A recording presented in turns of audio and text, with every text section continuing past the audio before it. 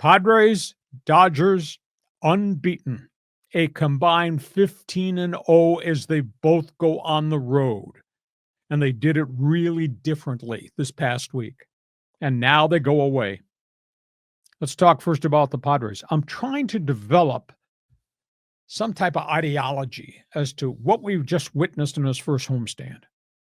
There's a huge picture that somebody sent me of the scoreboard right after the final game of the homestand. And right there in gold with brown lettering, Padres sweep. Yeah. That's pretty damn cool. Best start, history of Padre baseball, 57 years. I tried to think, give me a description for what we've just experienced as they went 7-0 at home, best start in the history of the franchise. The words that came to my mind, I should drink more tequila. Words that came to my mind, cutting edge baseball.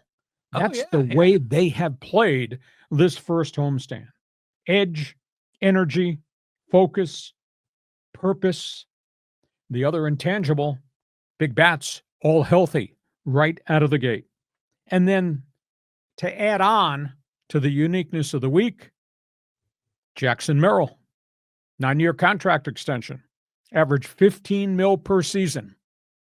Now, people like nicknames, so I'll throw this out to you. I know he's been referenced as the kid. Well, the real kid was Ted Williams, the San Diego native in the 1940s with the Boston Red Sox. Another nickname, the natural. Yeah, but Robert Redford has already claimed that one. I'll throw one at you here. Because of the way he carries himself, the way he's conducted his interviews, the way he talks about the importance of team, his input into that team, what he wants out of his relationship with that team, how about we just call him Old Country? Because he's got values. Jackson Merrill's got talent, but he's also got really unique values for somebody that young. How'd the Padres get to this point in time? Unbelievable. Bullpen. Get this. 26 2/3 innings, John. The bullpen has given up 2 runs. As they go on the road, this bullpen has a 0.69 ERA out of the gate. Add into that, I said health. Tatis, healthy, 423. Machado, healthy, 400. Jackson Merrill, 417 batting average. Gavin Sheets, refugee, 444. Mr. Utility Man, Lockridge, he's hitting 500. Padres team batting average as of this hour, 299. Padres pitching staff, ERA, collectively, 1.50. Pretty damn impressive out of the gate. They earned it. We give them accolades. Yeah, I know it's a long season, but God's not coming down and reclaiming any of the 7 victories. You got an opinion? You agree with me? Look at the Padres in style right now, cutting edge baseball. They're doing everything right. And look at the kid. You like the nickname Old Country because of his values and his style and the way he plays? Feel free, jump on board. Fans Forum chat box is open. John, give me a response on the brown and gold. Oh, it's remarkable. I mean, you get a 7-0 start and they're still in second place. Isn't that funny? You know, I thought the Dodgers were actually going to lose last night and then Ohtani hits a walk-off. But you just got to love everything about this because, you know, there were questions about this team going into the season. You think? Yeah. And suddenly there are answers all over the place. 7 games in. Yeah, but still, that's just fantastic. So, I mean, I saw someone posted that if they go 500 the rest of the way, they'll finish with 85 wins, which is amazing, you know? So they're in such a great spot and it just feels good to be a Padre team, but they're going on the road to play the Cubs and that's not going to be easy at Wrigley Field. Concur. Okay, the other team. Let's talk Dodger baseball. Let's talk about the evil empire. Just absolutely amazing. Ohtani bobblehead night. Ohtani walk-off 9th inning home run on Wednesday night to cap off this homestand. The Dodgers are 8-0, but it's just not Ohtani. It's Edman, it's Conforto, it's Betts, it's Freeman, it's Muncy. It's a Dodger bullpen that's been brilliant. It's Yamamoto. It's Dustin May in his first start filled with emotion, and obviously it's glass now. Now, granted, they got some problems.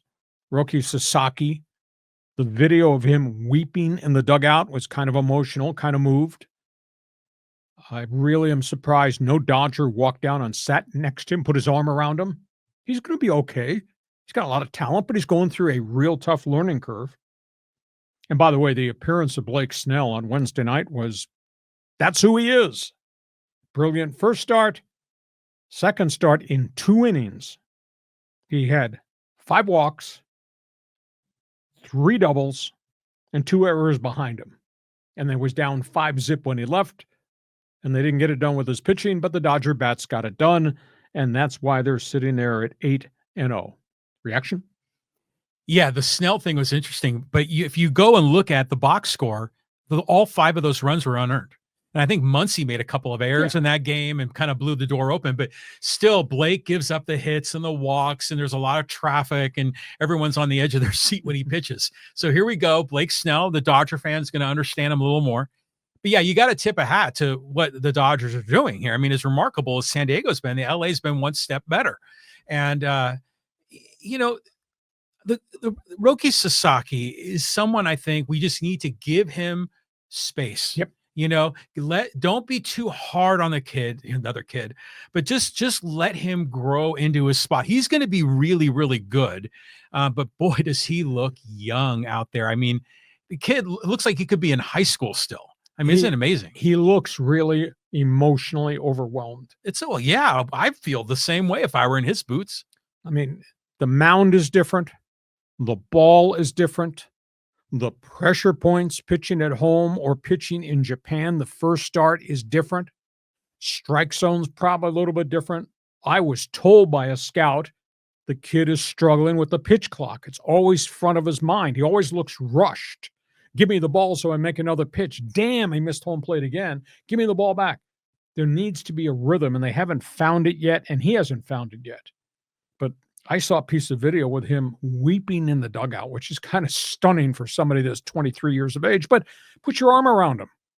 I just asked Dave Roberts through Mark Pryor, if he's throwing ball after ball after ball, you go to the mound and settle him. Will Smith, walk to the mound, calm him down. Don't let him stand out there as if he's the only person on the planet having to solve this by himself. I'm not going to say the Dodgers have mishandled it, but I think with somebody that young, with all these cultural things around him, you got to hold his hand and walk him through. There's no doubt he's got vibrant stuff, but he can't control it at this point in time. And now dude is going to go pitch in Philadelphia. Bandbox Philadelphia. Yeah. Home run hitting Philadelphia. Yeah. Philadelphia fan boos everything, including Santa Claus. You think they're going to be tough on the kid? Yeah, damn, I think they are. Yeah, they're going to be riding him really hard. But once he just kind of settles down, you do find that rhythm. And it's interesting how really mature ball players, pitchers, know how to milk that pitch clock. And they know in their head, their internal clock knows when they get right near the end. And so Roki just has to get a hold of that feeling about that rhythm. But yeah, this team is loaded. I mean, everyone is loving the Dodgers in LA. I mean, we kind of were joking how many games they were going to win. I mean, you're still on for 110, right? 110 or 105. I concur with you. So we got the Evil Empire and the guys with cutting edge baseball. This is going to be fun. And they both go on the road. Dodgers at Philly, Padres at Wrigleyville. Last base